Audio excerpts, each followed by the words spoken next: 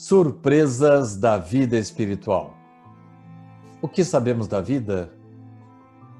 Pouco sabemos da vida física e pouco nos lembramos da vida espiritual. Através de Jesus, Allan Kardec e dos livros de Chico Xavier, podemos ter uma ideia, uma antecipação daquilo que nos aguarda lá na vida espiritual. Hermínio Miranda, no livro As Mil Faces da Realidade Espiritual, adverte-nos de que nós, os protagonistas desses dramas, ainda que tenhamos sido portadores de excepcionais talentos enquanto estávamos vivos, poderemos ser surpreendidos pela morte, em estado de extrema indigência, porque não nos interessamos, agora, enquanto estamos encarnados, pela vida espiritual. Pode acontecer de sermos despejados no plano espiritual, como se estivéssemos chegando a um país desconhecido e assustador. O verdadeiro sentido da vida. Devemos estudar muito, meditar, refletir. Esta é a melhor maneira, o melhor caminho para conhecermos o verdadeiro sentido da vida material e nos prepararmos adequadamente para o indefectível, infalível retorno à vida espiritual. Ninguém fica para semente, diz o velho ditado. Todos morreremos um dia. O problema é que nós morremos na ignorância total da realidade espiritual e podemos enfrentar um amargo período de decepções, perplexidades, quando retornarmos ao mundo póstumo. Menos erros, menos enganos. Preparando-nos para o retorno à vida verdadeira, poderemos evitar erros, cometer menos enganos e ter menos surpresas ao retornarmos à vida verdadeira, à vida espiritual. Valorizando a atual encarnação. Se nós nos prepararmos adequadamente, passaremos a dar à nossa encarnação atual o seu devido valor, de forma que ela nos seja útil e represente efetivo êxito em nossa jornada evolutiva. Não podemos apenas passar pela vida. Muitas pessoas acham que estamos aqui para pagar dívidas, para nos reconciliarmos com os adversários. Também é isso. Mas estamos aqui, acima de tudo, para crescer, evoluir, nos tornarmos melhores. Temos que treinar constantemente para enfrentar o desconhecido, para que a vida no além seja apenas uma mudança de residência, apenas um prolongamento do aprendizado que estamos aqui na Terra. Temos que tomar consciência de que devemos voltar, precisamos voltar à vida espiritual melhor do que aqui chegamos na vida material. Na questão 266 do Livro dos Espíritos, Allan Kardec fala que quando nós chegamos à espiritualidade, quando nos libertamos da matéria, desaparecem as ilusões. Nós passamos a pensar de uma outra maneira, passamos a ver a vida aqui embaixo sob outro ângulo. Daí a necessidade de, a partir de agora, tomarmos consciência de que a vida corporal é apenas uma fase, um período, alguns dias da vida espiritual, da vida espírita, e de toda forma darmos o devido valor a ela e entendermos que estamos aqui apenas de passagem. Indagação e resposta. André Luiz faz uma observação interessante em uma de suas mensagens, contida no livro Endereços da Paz. Ele diz que, às vezes, nós, encarnados, reclamamos do excesso de mensagens filosóficas de cunho cristão que eles mandam para nós aqui para a Terra. A verdade é que todos os irmãos do plano físico, queiram ou não, acreditem ou não, virão ter com o plano espiritual, seja hoje ou amanhã, mais cedo ou mais tarde. Por isso que os espíritos já vão nos treinando, vão nos preparando para a chegada ao plano espiritual, porque sabem que nós vamos dar trabalho. Examinem agora, caros irmãos, algumas das perguntas que são desfechadas aos espíritos, até com absoluta sinceridade, por milhares de companheiros, assim que chegam à espiritualidade e tomam consciência da sua desencarnação. Eis as perguntas mais frequentes dos recém-chegados ao plano espiritual. Onde está o céu? Onde residem os anjos? Onde está Jesus, se eu vivi orando, pedindo a Ele, lembrando-me dele enquanto estava vivo? Por que tivemos que sofrer tanto na Terra? Será que eu vou conseguir conversar com os familiares que ficaram lá na Terra? Onde estão aqueles que me antecederam no desencarne? Por que será que estão me dando tanto trabalho, tanta atividade? Porque eu pensei que fosse chegar aqui e encontrar o descanso eterno. Por que eu não fui avisado antecipadamente da minha morte? Será que eu consigo alterar o meu testamento dos bens que eu deixei lá na Terra? Onde estão os infernos? Onde está o purgatório? Quando será o repouso? Porque eu aqui só estou encontrando gente trabalhando. Por que as entidades angelicais não me dispensam as atenções de que eu me acho merecedor? Estas são perguntas constantes dos recém-chegados. E André Luiz, nessa página, conta uma história bem interessante. Diz ele que um determinado amigo chegou até lá, perguntando a ele: onde estão os demônios? E André, com muito bom humor, respondeu assim: sinto muito, lamento, meu caro irmão, mas eu não tenho aqui um espelho para nós dois. Erros, enganos, defeitos, vícios, sinais de imperfeição, teimosias e falhas morais.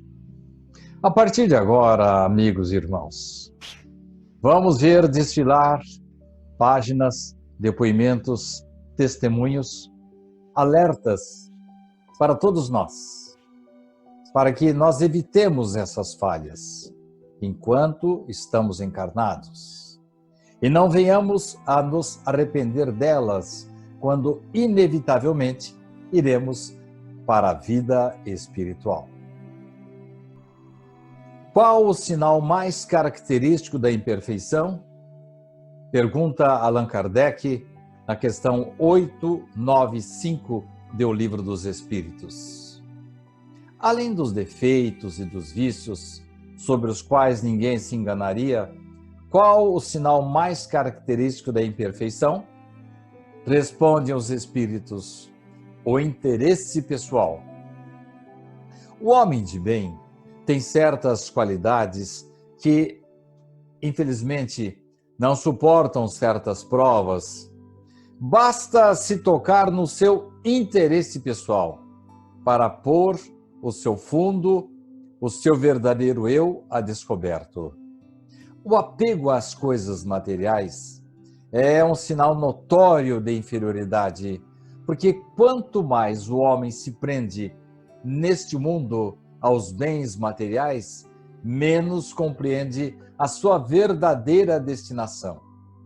A verdade, caros irmãos, que nós somos meros depositários da fama, da riqueza, dos dons que portamos, das nossas qualidades, das nossas aptidões. Ao contrário, pelo desinteresse, o homem prova que ele vê o futuro sob um outro ponto de vista, um ponto de vista mais elevado. A vida na Terra é somente uma passagem. No entanto, alguns vivem como se fossem ficar aqui eternamente e esquecem-se de serem felizes. Velha afeição. André Luiz havia sido destacado por Calderaro para um trabalho em determinada região. Depois que André percebeu que a sua convocação para aquelas plagas era somente para tomar contato com uma determinada pessoa. Começou assim com 2 velhinhos que apareceram e eles seguravam de encontro ao peito fragmentos de lama como se estivessem portando um precioso tesouro. Ficavam-se muito assustados entre o medo e a suspeita. Quando estavam aqui na Terra, eram usurários, isto é, pessoas muito apegadas ao dinheiro, à riqueza, e que praticaram a ambição desenfreada e queriam de todo jeito conseguir os seus intentos e armavam verdadeiras ciladas para alcançar os seus fins egoísticos. Sugavam as economias de quem eles podiam. Os sofrimentos das suas vítimas, como costuma acontecer, alcançaram estes 2 algozes lá na espiritualidade. Mas, de repente, André identificou a voz de um dos velhinhos. Engraçado, parece a voz do meu avô Cláudio. E agora ele se lembrava do avô Cláudio, que sempre o tratara com muito carinho e, aliás, patrocinaram o seu curso de medicina para que ele tratasse dos pobres e desvalidos. Mas era ele que estava ali na sua frente, desesperado, preso ainda àquelas ideias, aqueles anseios de posse e poder. Já fazia 40 anos que estava desencarnado e agora começava a se lembrar com arrependimento dos seus crimes, da considerável fortuna que acumulara e da velhice espinhosa que curtira por causa do seu exagerado apego ao dinheiro. André, não obstante as recomendações de Calderaro, de um salto, venceu o espaço que o separava do querido avô, que ergueu os olhos e ele perguntou: "Vovô Cláudio, pois o senhor não me conhece mais?" Amparado pelo mentor Calderaro, que também ficou emocionado e começou a verter lágrimas discretas, André Luiz sustentou seu avô nos braços como se transportasse, louco de alegria, um precioso fardo que era doce e leve ao seu coração. Como vemos, caros irmãos, na observação dos espíritos, realmente, o apego às coisas materiais, o apego ao poder, à riqueza, ao dinheiro, é um obstáculo muito grande para nós aqui na Terra e, às vezes, um grande peso que levamos para a vida espiritual. Com essas histórias todas de apego, de anseio pelas riquezas, pela desmesurada ambição dos homens encarnados, que são obstáculos realmente tanto ao nosso desenvolvimento aqui na Terra, enquanto estamos ligados à carcaça física, como também, além desta vida, como vimos naquele caso do avô de André Luiz. Eu me lembro agora de um caso narrado por Irmão X no seu livro Pontos e Contos a respeito de Aritogogo. Uma certa ocasião, estava ele acompanhando o transporte do pau-brasil. Inocentemente, o cacique, o velho cacique Aritogogo, perguntou-me: não há lenha em sua terra? É preciso enfrentar o abismo das águas para alimentar o fogo nas terras distantes? Não, Aritogogo, essa madeira não é para fazer fogo, não é destinada ao fogão. É para atingir as roupas dos brancos. Ah, agora entendi. Vocês vêm aqui buscar a lenha para repartir com o seu povo lá do outro lado dos mares, assim como nós fazemos aqui, quando buscamos o remédio para os que adoecem e comida para os que têm fome. Não, Aritogogo. Nós somos empregados desse grande industrial. Toda essa madeira pertence a um poderoso negociante de tintas lá na França. Por que esse homem precisa de tantos paus e tanta tinta? Ah, Aritogogo, ele quer fazer fortuna, ter muitas casas, muitos servidores. Mas esse homem acha que nunca morrerá? Perguntou inocentemente o chefe índio. Eu ri francamente e respondi: sim, por certo morrerá um dia. Então, se ele vai morrer como todos nós, deve ser tolo em procurar tanta riqueza, tanto peso para o seu coração. Sabe que é, Aritogogo? Esse homem está preparando o futuro da sua família. Naturalmente, quer legar aos filhos uma grande herança para cercá-los de uma fortuna sólida. Nesse momento, o velho e sábio cacique mostrou um gesto assim singular de desânimo e falou em tom muito grave: ah, meu branco, vocês estão querendo enganar a Deus. As tribos pacíficas, quando começam a cogitar desse assunto de angariar demais riquezas, acabam esbarrando nas guerras, em que se destroem umas às outras.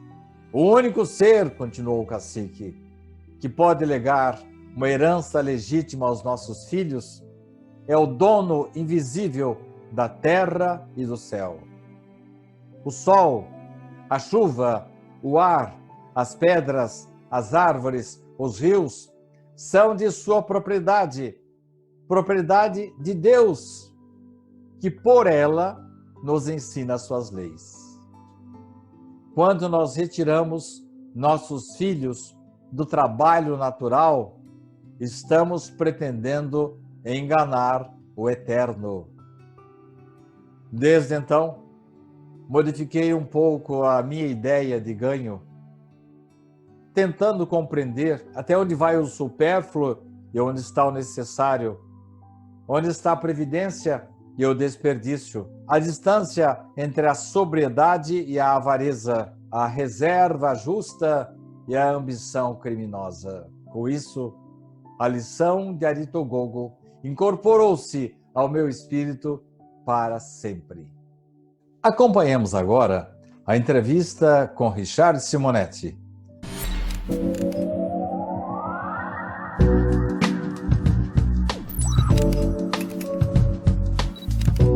Desde pequeno eu estive familiarizado com o espiritismo. Na adolescência eu já tinha lido as principais obras espíritas. Então eu tenho aquilo que a gente pode chamar de uma sólida convicção espírita, inabalável. Eu tenho 55 livros e, sem dúvida alguma, embora o esforço seja meu no sentido de desenvolver os temas, há sempre algumas ideias que vêm da espiritualidade.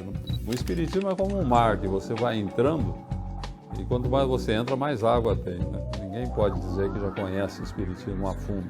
Eu digo que a humanidade está em processo de gestação, sabe? Nós não somos seres acabados ainda, mas estamos num processo, chegaremos lá. Convite trocado. Sabe aquela história que o nosso avô sempre nos dizia? Atirei no que vi, acertei no que não vi. Aconteceu comigo. Eu estava lá no Centro Espírita me preparando para a minha palestra à noite, quando notei a ausência de uma senhora com quem eu havia feito amizade numa vez anterior em que lá estive. E aquela professora que costumava vir ao centro, virá hoje? Ah, disse o confrade que estava me atendendo. você deve estar se referindo a Dona Isabel, que dava aulas de mediunidade aqui. Eu não tinha muita certeza. Respondi, deve ser ela, porque eu não sou muito bom de nomes nem de fisionomias. Eu acho que não virá. Ela está vivendo um momento difícil e tem se mostrado refratária a qualquer convite. Tomado por uma força inexplicável, pedi que ligassem para tal senhora. Alô? Dona Isabel? Vai fazer desfeita para mim? Quem está falando aí? Aqui é o Sidney, orador da noite. Hoje vou proferir uma palestra. Gostaria que a senhora viesse aqui para me ouvir. Ah, sim, falou ela sem muito entusiasmo. Eu estranhei, porque na outra vez em que eu estive lá, nós havíamos nos tornado bons amigos. Espero pela senhora. Terminei o meu telefonema. Mais tarde, prestes a começar a palestra, chegou a senhora que, no meu entendimento, com a qual eu havia conversado pelo telefone. Prudentemente, perguntei a um confrade, aquela senhora de verde é a Dona Isabel, não é? Não, disse o confrade, aquela é a Dona Cecília. Dona Isabel é aquela de branco que está chegando agora. Para não perder a pose, abracei efusivamente Dona Cecília, aquela que eu achava com quem eu tinha conversado. E em seguida, me apresentei para Dona Isabel, com quem eu havia brincado por telefone, insistindo por sua presença e até ameaçando-a jocosamente de excomunhão, caso ela não comparecesse. Mais tarde, informaram-me que eu havia conseguido um verdadeiro milagre. Dona Isabel não comparecia ao centro há muito tempo, depois que um filho militar em missão havia perdido a sua vida. Tomada de profunda depressão, Dona Isabel havia se escondido em sua casa e, por mais que os confrades a visitassem e insistissem em motivá-la, recusava-se a receber ajuda da casa espírita. A minha palestra daquela noite versou sobre o tema Caminho da Felicidade, na qual eu abordo várias dicas e motivações que a doutrina espírita nos proporciona para irmos atrás da felicidade, ainda neste mundo de provas. Mais tarde, refletindo com irmãos aquele engano que eu havia cometido, o engano do convite, percebi que não houvera erro em momento algum. Quem precisava mesmo de consolo e motivação veio ao centro. E a partir daí, com o carinho dos amigos presentes, com certeza retomaria a normalidade da sua vida. A espiritualidade, caros irmãos, tem caminhos inexplicáveis e insondáveis. Essa história estou lhes contando porque às vezes nós subestimamos a ajuda e a presença dos bons espíritos. Porquanto, se estivermos com a mente e o coração abertos a essas sugestões, nós seremos abordados por benfeitores espirituais que sabem o que fazem. Deus sempre tem o melhor para nós.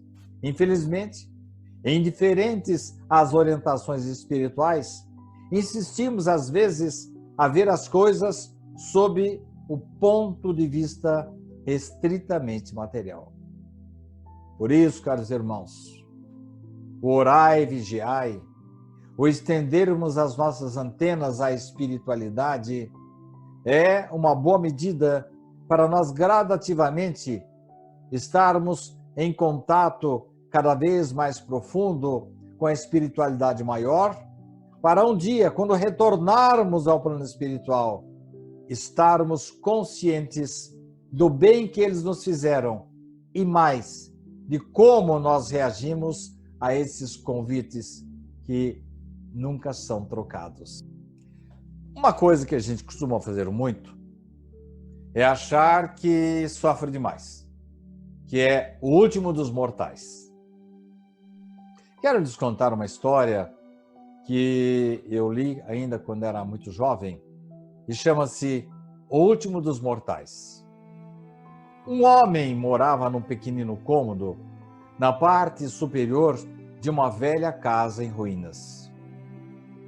Era uma casa muito velha e ele era muito pobre e podia comer somente algumas batatas por dia. E ele se sentia extremamente desditoso, porquanto julgava-se o último dos mortais. Mas ele era firme na sua fé, orava sempre, dizendo: Deus de bondade, Senhor dos aflitos da terra, eu sou o maior dos aflitos.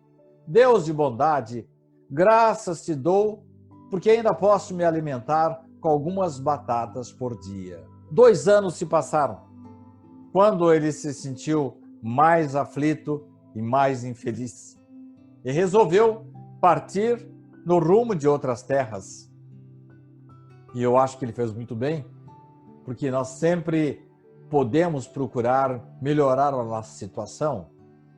Não se trata de ambição, trata-se de você progredir na vida, e isso não é pecado. O homem pode ter uma casa, 2 casas, 3 carros, o que ele quiser da vida.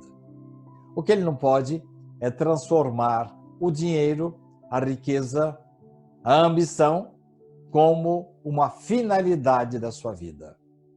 Mas este nosso amigo das batatas sempre saía pela porta da frente em direção ao quintal, atrás das batatas, das raízes que o sustentavam.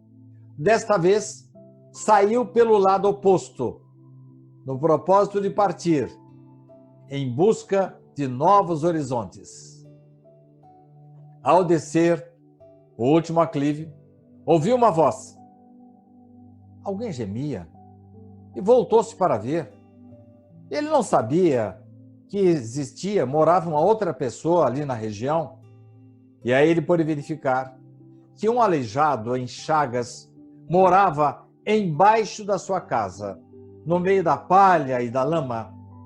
E este homem, esse pobre homem, vivia quase que tão somente das cascas de batata que ele jogava fora. E ele se julgava o último dos mortais. Se nós bem verificarmos, amigos e irmãos, sempre encontraremos uma pessoa, alguém, numa situação mais difícil que a nossa. Às vezes, até muito aquinhoada pela riqueza, mas mesmo assim, infeliz.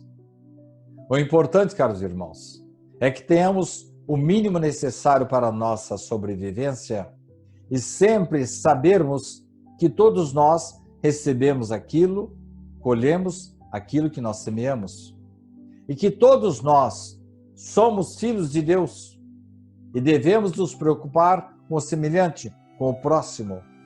Precisamos aprender a ter empatia, isto é, preocupar-se com o outro, com o semelhante. Mas não basta só preocupação.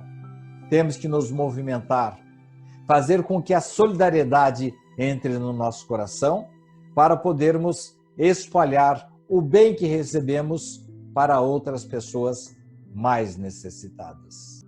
Convido vocês agora para assistirem desta maravilhosa entrevista com Richard Simonetti. Anselmo, o Espiritismo é uma filosofia que tem bases científicas e consequências religiosas.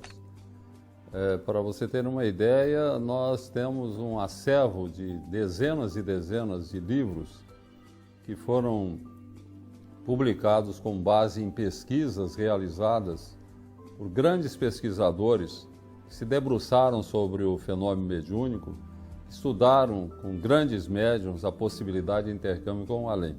Vou dar apenas um exemplo para você ter uma ideia. William Crookes, que foi um grande físico inglês, um dos mais famosos físicos do século passado, ele passou por uma experiência muito interessante. Durante várias semanas, ele teve contato com um espírito materializado através da médium Florence Cook. Ele conversava com o espírito de Kate King. Na materialização, o médium fornece os recursos, que é o ectoplasma, um fluido que é manipulado pelo espírito que vai se materializar. Na verdade, o espírito não se materializa, ele se reveste de matéria, se reveste do ectoplasma fornecido pelo médium, então ele se torna visível, assim como um homem invisível que vestisse um traje qualquer, ele se torna visível. É o que acontece com o espírito, que a gente chama de materializado. Pois bem, o William Crookes não só conversou durante muito tempo, em várias reuniões, com Kate King, através da mediunidade de Florence Cook, como ele se deixou fotografar em determinado momento, tendo ao lado a médium e tendo do outro lado o espírito materializado. E uma fotografia que ele autenticava com a sua respeitabilidade como grande físico, como uma figura realmente eminente da ciência inglesa. Crookes foi apenas um exemplo, há muitos exemplos. A evocação do comendador. Jorge Salles estava em contato com o espírito de Anatólio, o mentor desencarnado, através do médium. As tarefas da noite já haviam praticamente chegado ao fim, mas Jorge queria mais instruções. E argumentou Jorge com o mentor espiritual. Os obsidiados crescem em número. Precisamos tomar alguma providência? Sim, concordou o amigo espiritual. São lutas morais por toda parte, continuou Jorge. Jovens, criaturas enlouquecem. Tem ocorrido muitos suicídios, crimes. Sim, meu amigo, disse o mentor. Toda paciência é pouca a fim de vencermos com segurança. Pois é, continuou Jorge. Tudo indica que nós estamos aqui sob a influência do velho comendador Antônio Paulo da Silveira Neves, que foi uma pessoa terrível. Eu andei vendo alguns documentos aqui do nosso município e todos falam mal deste homem que tinha muitos escravos, que chicoteava até a morte, colocava uns sitiantes contra os outros. E eu estou entendendo que ele criou uma teia de obsessões e vinganças por causa do seu ódio. Eu entendo que ele deve ser a causa inicial de todos os problemas que nós temos em nossa cidade. Realmente, precisamos tomar cuidado. O irmão conhece o infeliz? Sim. Eu gostaria de evocá-lo.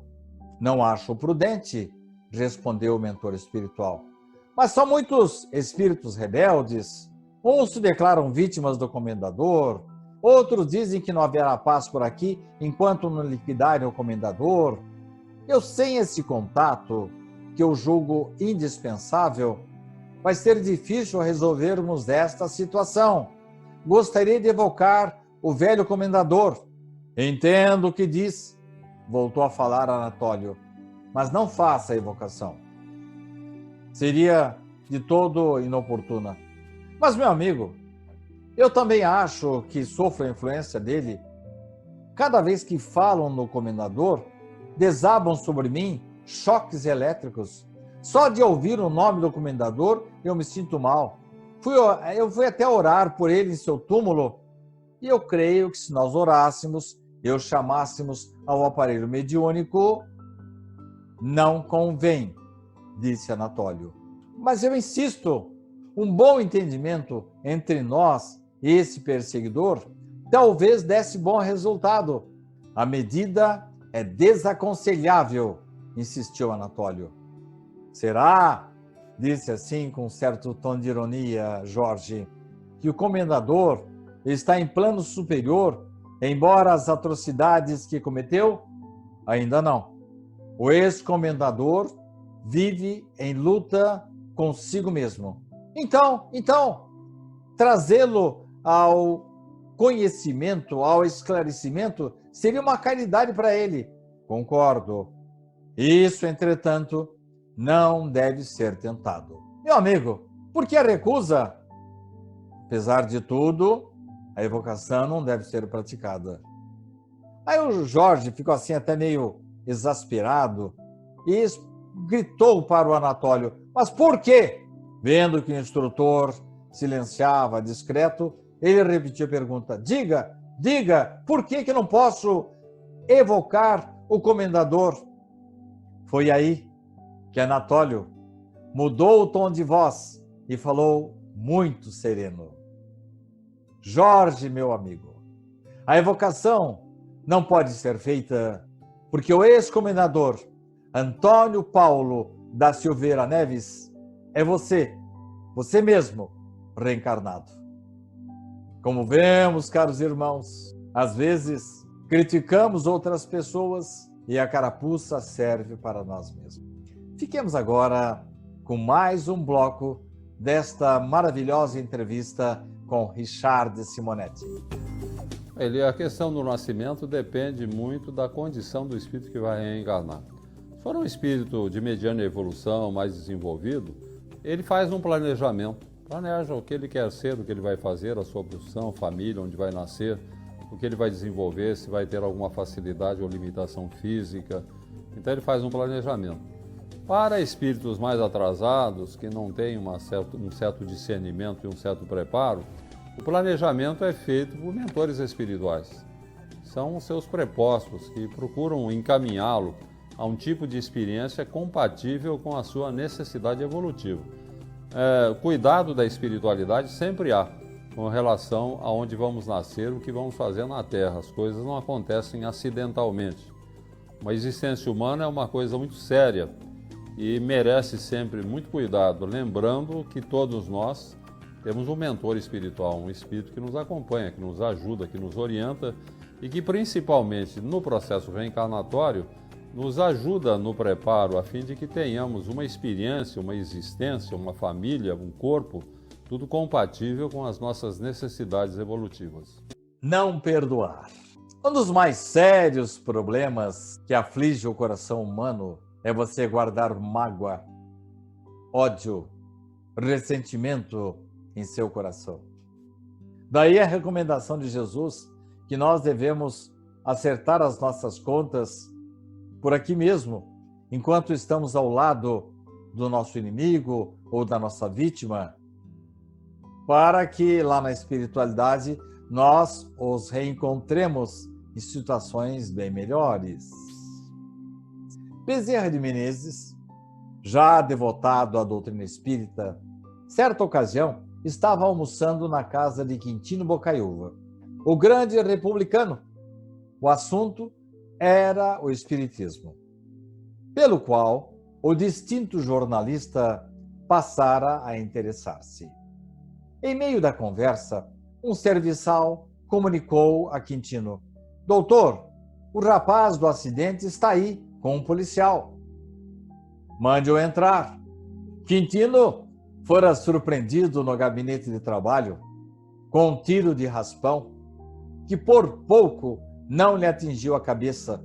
Ele estava indignado com o servidor que inadvertidamente fizera o disparo. Doutor, roga o moço preso, perdoe meu erro. Sou pai de 2 filhos. Compadeça-se de mim. Eu não tinha qualquer intenção. Se o senhor me processar, que será de mim? A sua desculpa me livrará, doutor. Prometo não mais brincar com armas de fogo. Mudarei de bairro. Não incomodarei o senhor. O notável político, preocupado com a própria tranquilidade, respondeu: de modo algum. Mesmo que o seu ato tenha sido de mera imprudência, você não vai ficar sem punição. Percebendo que Bezerra de Menezes se remexeu na cadeira, sentindo-se mal, vendo assim com muita cólera, ele dirigiu-se para Bezerra. Bezerra, eu não o perdoo definitivamente. Não perdoo. Ah, você não perdoa? Disse Bezerra. Você não acha que eu estou no meu direito? Não perdoo o erro. Não perdoo. Doutor Bezerra de Menezes cruzou os braços, com humildade e falou desta forma: meu amigo, você tem plenamente o direito de não perdoar, contanto que jamais erre. A observação penetrou Quintino Bocaiúva como se fosse um raio. O grande político tomou um lenço, enxugou o suor que lhe caía em bagas, voltou à cor natural e, após refletir durante alguns momentos, disse ao policial: solte o homem, o caso está liquidado. E você, volte ao serviço hoje mesmo e ajude lá na Copa. Em seguida, lançou um olhar inteligente para Bezerra e retomaram a conversação no ponto em que haviam ficado. Reconcilia-te o mais depressa possível com o vosso adversário, enquanto todos estáis a caminho, para que ele não vos entregue ao juiz, o juiz não vos entregue ao ministro da Justiça e não sejais metido em uma prisão. Digo-vos, em verdade, que daí não saireis enquanto não houveres pago o último real. A turma do Prefiro. Eu quero lhes contar uma história contida no livro O Endereço Certo, de Richard Simonetti. É de dois irmãos que viviam numa bela residência de cômodos largos, amplos, e ali poderiam permanecer por longos anos sem problemas. No entanto, por uma insignificância qualquer, desentenderam-se, concluindo, após ásperas discussões, que não poderiam continuar juntos. A solução seria provavelmente vender o imóvel, mas nenhum dos dois admitia essa ideia.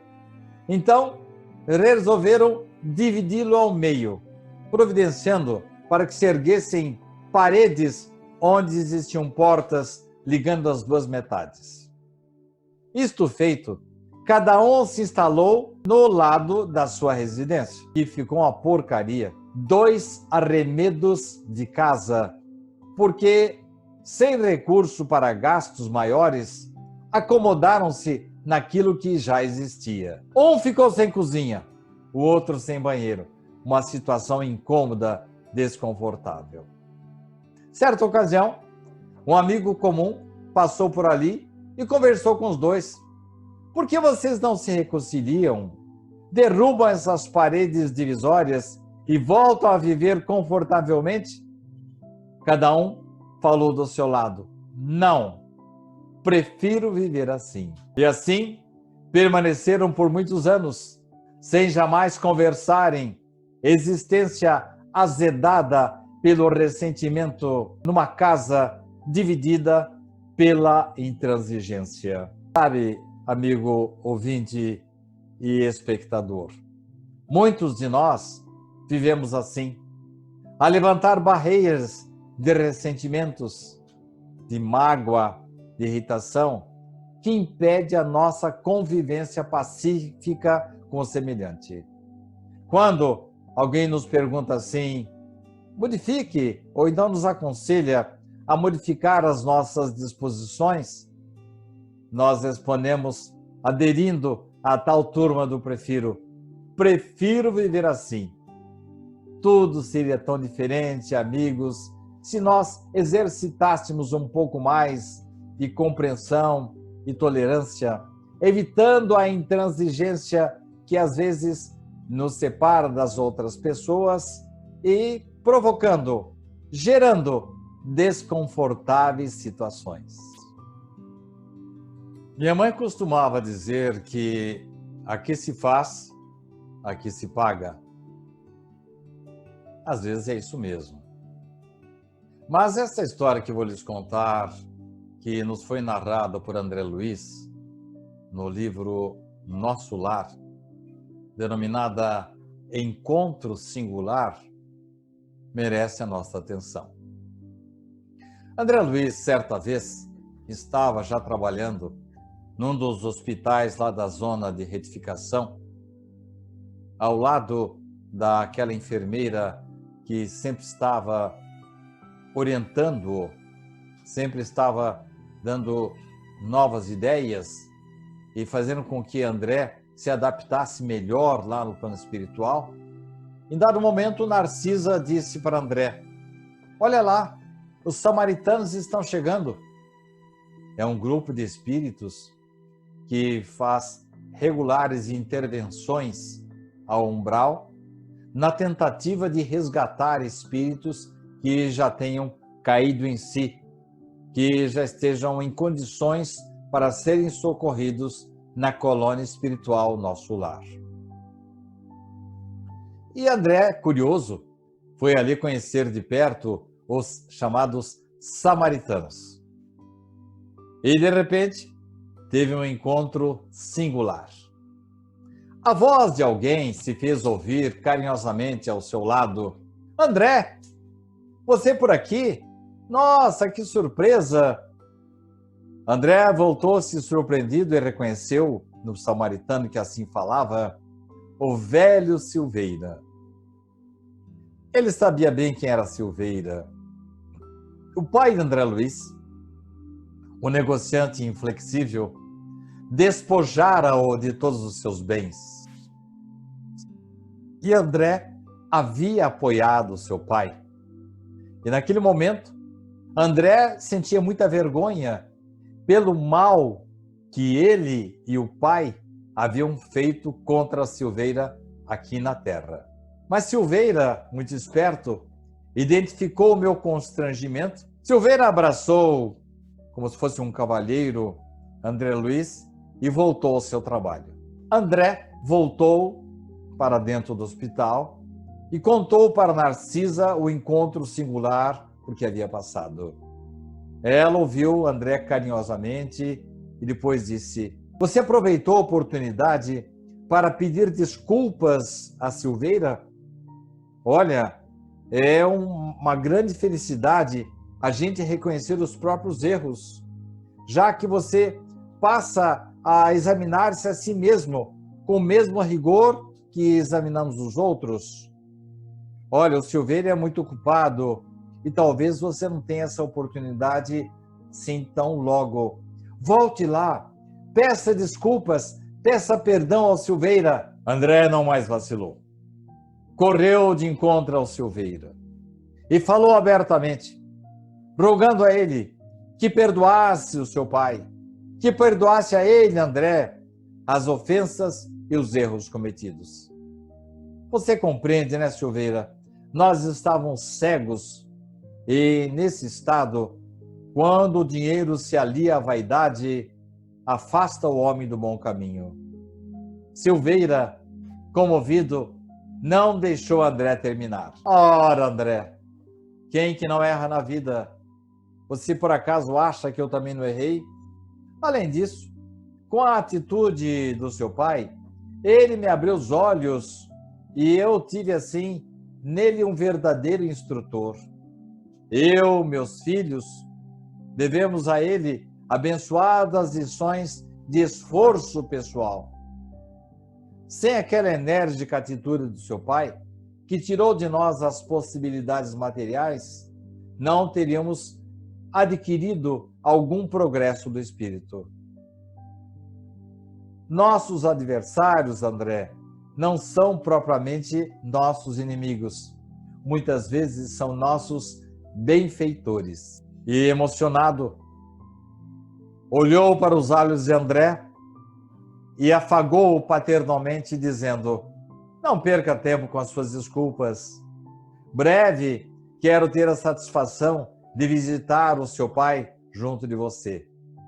Então os dois se abraçaram, experimentando a alegria nova em suas almas.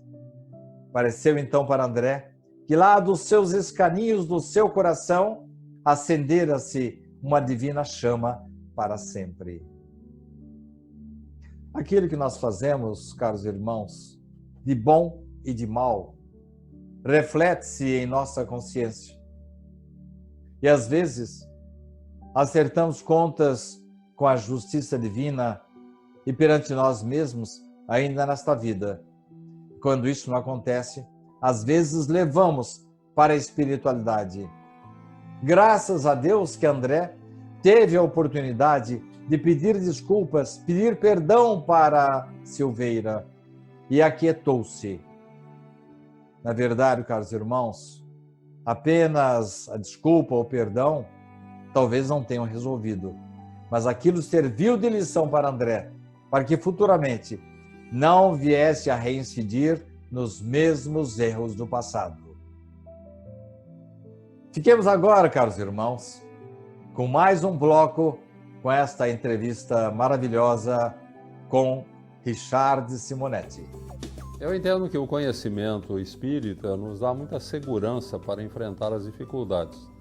Você sabe que tudo é próprio do planeta como a Terra, que as coisas acontecem porque muitas vezes a gente tem que passar por elas.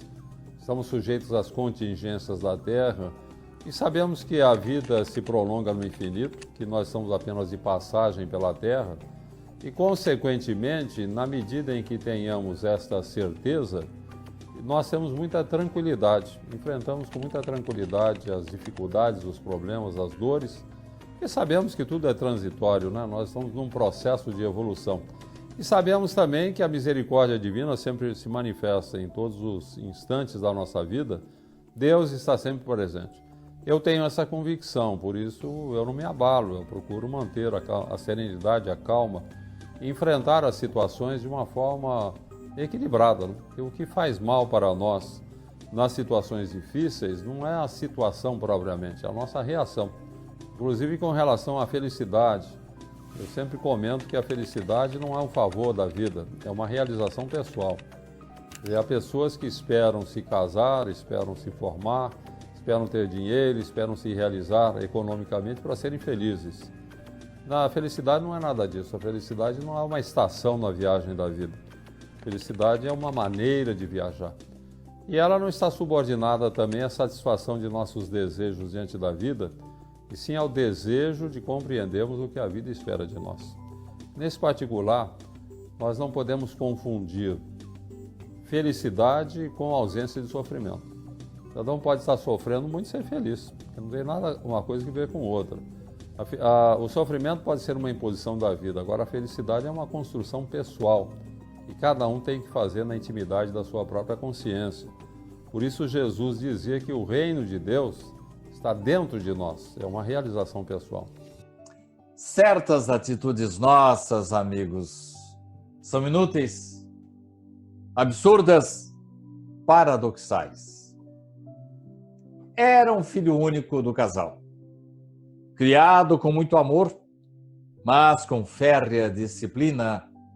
Muito criança ainda, queixava-se de falta de liberdade. Crescia, desse modo, revoltado, embora com muito carinho no lar. Completando 18 anos, fugiu de casa, desprezando, esquecendo-se das obrigações afetivas e foi embora dali. Declarava-se tolhido, cansado. Vou viver a minha vida, afirmava. Mudou-se para uma região muito distante, até adotando outro nome. Os anos correram. Ele prosperou, adquiriu maiores experiências, ganhou abastança, equilíbrio financeiro, casou-se. Conservava, no entanto, aquele velho, amargoso ressentimento contra os pais. Embora que desconhecesse qualquer notícia, perante a esposa, dizia-se órfão. Uma filha veio enriquecer a sua existência e mais tarde também chegou um filho. Ele sentia-se feliz, realizado. Tudo fazia em favor dos filhos, amando-os com extremos de adoração. Ao chegar ao plano espiritual, entretanto, soube que os filhos eram seus próprios pais, renascidos, depois de haverem desencarnado em razão da grande dor a que se haviam entregues diante da sua própria fuga. Pois é, amigos e irmãos, assim são os rancores do nosso coração, quando não superamos divergências, ressentimentos, raivas passadas, os nossos sentimentos, rancores, são assim, inúteis, absurdos, paradoxais. Fiquemos agora, amigos e irmãos, com o último bloco desta maravilhosa entrevista com Richard Simonetti. Jader, a pureza doutrinária, ela está relacionada com o empenho do espírita no sentido de seguir a orientação emanada principalmente das obras básicas do espiritismo. E quando Emmanuel fala que nós precisamos de espiritualidade, eu entendo que não é simplesmente com relação à fidelidade aos textos doutrinários na prática mediúnica, mas a espiritualidade seria a vivência autêntica dos princípios espíritas. Porque uma coisa é nós conhecermos o espiritismo, na prática mediúnica ou nas atividades espíritas guardarmos fidelidade à doutrina, aos conceitos doutrinários, e temos um comportamento incompatível com aquilo que o espiritismo nos orienta. Então o que nós precisamos, na verdade, é de religiosidade, em se tratando de qualquer movimento, a religiosidade que se manifesta no empenho de cumprir aquilo que a religião está nos ensinando. Eu entendo que esse é o grande desafio de qualquer religioso. E não basta você frequentar uma igreja, ter uma convicção religiosa, se você não tem uma vida compatível com aquilo em que você acredita e com a igreja que você frequenta. Isso é fundamental. Para evitar surpresas, trouxemos aqui, caros irmãos, espero que tenha servido para vocês como um precioso roteiro da doutrina espírita. São histórias, depoimentos, testemunhos, tanto de encarnados como desencarnados. Além disso, pudemos contar com a preciosa doutrina trazida na palavra de Richard Simonetti. Eu espero, sinceramente, que todos nós possamos aproveitar dessa reflexão para nos prepararmos adequadamente para o nosso retorno à vida espiritual. Espero, amigos e irmãos, que estas imagens, que também as nossas histórias, com a palavra sempre abalizada de Richard Simonetti, todos nós possamos fazer uma reflexão e nos prepararmos adequadamente para o retorno à vida espiritual. Você vai ver agora imagens de gestos que impressionam pela gentileza e pelo cuidado com o próximo. As cenas foram gravadas no centro do Recife pelas câmeras da Secretaria de Defesa Social, que são instaladas para flagrar a ação de bandidos e ladrões. A reportagem é de Beatriz Castro. O pedestre foi atropelado e os voluntários se juntam para protegê-lo da chuva enquanto esperam por socorro. O homem cego recebe ajuda para atravessar a calçada que foi interditada e está cercada de cavaletes. Uma cena que se repete pela cidade. Sempre há alguém disposto a ensinar quem não pode ver. O homem embriagado apagou na escadaria de uma igreja. Veja que esta mulher tenta acordá-lo. Insiste, mas não consegue. Ela estava preocupada com a carteira dele e dá um jeito de escondê-la debaixo do dorminhoco. A solidariedade dos adversários. Note que o ciclista, torcedor do esporte, cai. E quem aparece para levantá-lo é um torcedor do Santa Cruz. Se um carro enguiça, as pessoas logo aparecem para empurrá-lo. Se o cadeirante não consegue subir o meio-fio, não demora e surge alguém para dar uma força. Ajuda o senhor de idade a sair do carro. A ciclista não percebe o desnível do asfalto e cai. O rapaz tira a bicicleta da rua e tenta ajudar a mulher que sai mancando. Outras pessoas aparecem, solidárias. Vários grupos de voluntários circulam bem tarde da noite pelas ruas e café para matar a fome de muitos desamparados. 535 câmeras da Secretaria de Defesa Social espalhadas por toda a cidade registraram estes gestos de gentileza, solidariedade e honestidade. A missão delas era captar furtos, roubos e facilitar a atuação da polícia. Mas as boas ações praticadas por gente anônima, de forma espontânea, sem receber nada em troca, foram se multiplicando de uma forma surpreendente. Trouxe aquela sensação de que assim, ó, o bem não está morto não, ajudar as pessoas não é um sentimento do passado. De monitoramento registraram cerca de 600 flagrantes do bem. Os flagrantes do bem servem de exemplo, servem de inspiração, afirma esta psicóloga.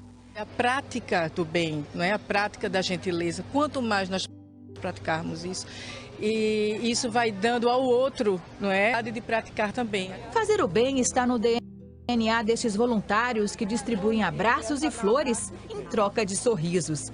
Eles se propõem a praticar a gentileza e a levar ajuda aos sertanejos e à nossa gente mais vulnerável. São 3 anos de atuação da organização não governamental e uma satisfação sem limite em poder propagar o bem. É muito bom a gente estar saindo da zona de conforto, tirando um tempinho e fazendo bem para as outras pessoas. Eu acho que é recompensadora ver um sorriso quando a gente faz o bem. Pela manhã tem coisa melhor realmente do que ser recebida com a rosinha, né? Pode me dar um abraço. Que Jesus sempre seja conosco.